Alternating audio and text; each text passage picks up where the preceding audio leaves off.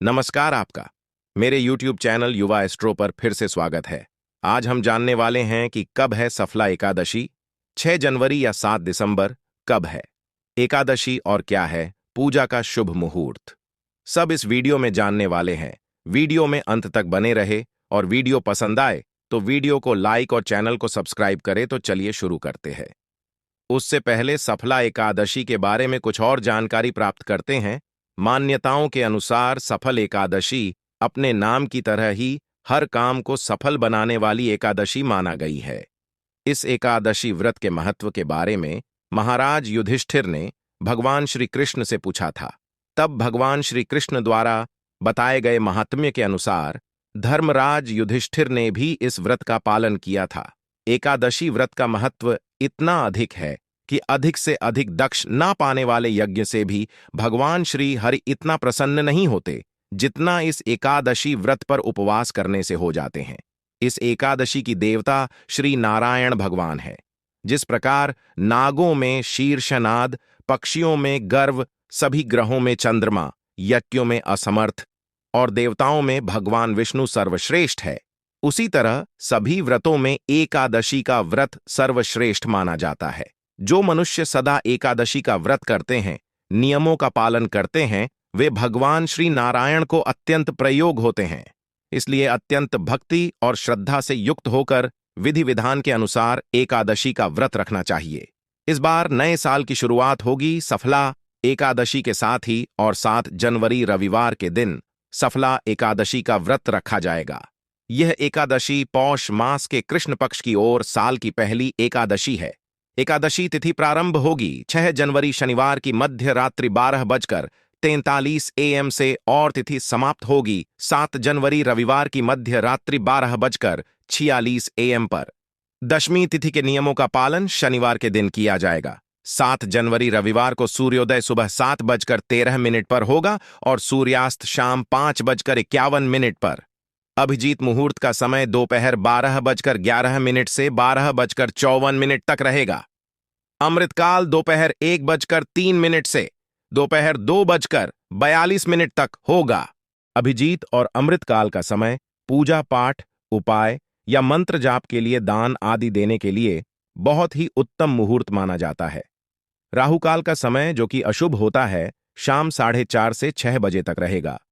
द्वादशी तिथि प्रारंभ होगी 7 जनवरी रविवार की मध्य रात्रि 12:47 से, साथ ही रिवाजर का समय भी शुरू हो जाएगा और द्वादशी तिथि समाप्त होगी 8 जनवरी सोमवार की रात 11:59 पर।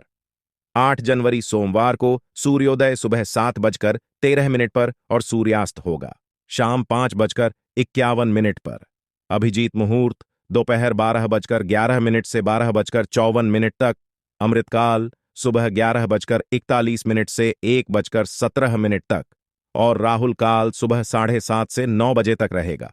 अब जानिए एकादशी व्रत के पूर्णा मुहूर्त के बारे में और हरिवंशर समय समाप्ति के बारे में। तो 8 जनवरी सोमवार को सुबह 7 बजे श्रीवास्तव का समय समाप्त हो जाएगा। इसके बाद से आप उपवास खोल सकते हैं सुबह 7:13 से 10:45 के बीच में। मान्यताओं के अनुसार हरिवासक समय व्रत नहीं खोला जाता है। हमेशा हरिवासर का समय बीतने के बाद और सूर्योदय के बाद ही व्रत खोलना चाहिए। इस बात सोमवार के दिन एकादशी व्रत खोला जाएगा। यदि आप सोमवार का वृद्धि रखते हो और एकादशी का वृद्धि आपने रखा हो तो सुबह के समय आप पूजा करके केवल तुलसी पत्र जल से और थल से अपना एकादशी का व्रत खोल सकते हैं और दूसरा व्यक्ति प्रारंभ कर सकते हैं। मान्यताओं के अनुसार दशमी तिथि को क्षेत्र सात्विक भोजन ग्रहण करना चाहिए। शाम के समय दातून करके पवित्र हो जाना चाहिए। महिलाओं या कन्याओं को अपना सिर भी दशमी तिथि को ही धो लेना चाहिए। रात के समय भोजन नहीं करना चाहिए और भगवान का ध्यान करते हुए सोना चाहिए।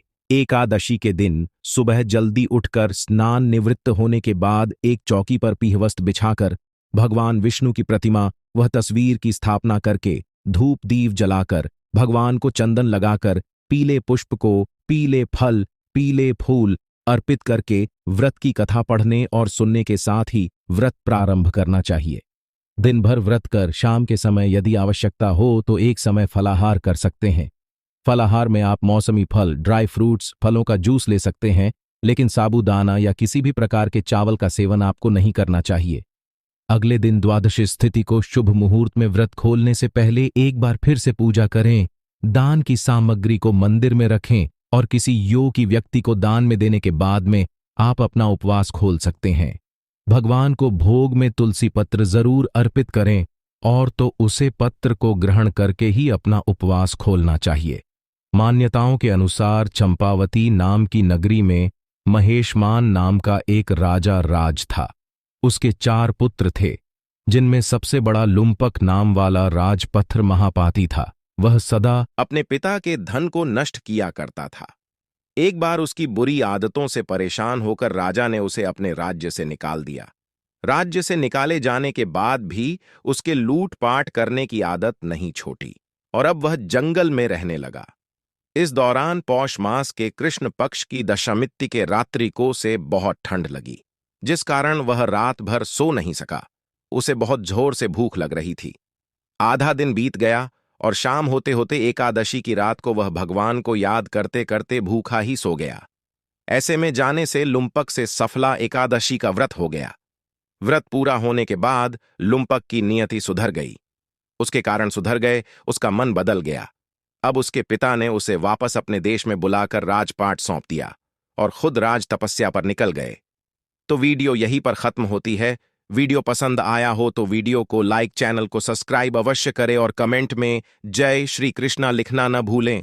कमेंट बॉक्स में जय श्री कृष्णा लिखने वाले पर श्री कृष्ण की कृपा सदैव बनी रहेगी। जय श्री कृष्ण। धन्यवाद।